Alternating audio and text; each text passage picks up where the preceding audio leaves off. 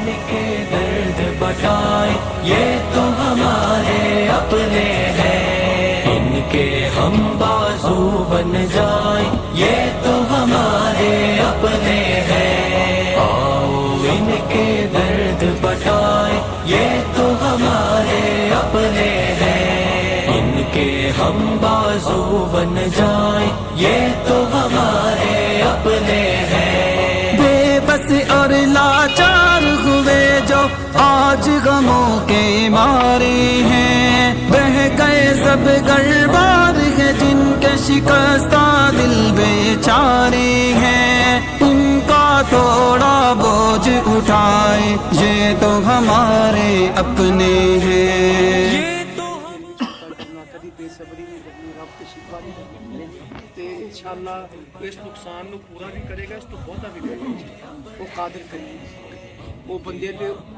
واسطے بہتا بھار نہیں پائے۔ تو ہمارے اپنے ہیں، آؤ ان کے درد بتائیں یہ تو ہمارے اپنے ہیں، ان کے ہم بازو بن جائیں یہ تو ہمارے اپنے ہیں۔ میرے نبی نے فرمایا تھا ہم سب جزد واحد ہیں، مشکل میں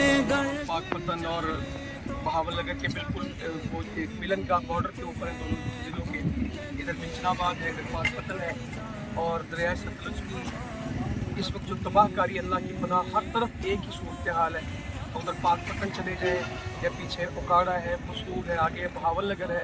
تو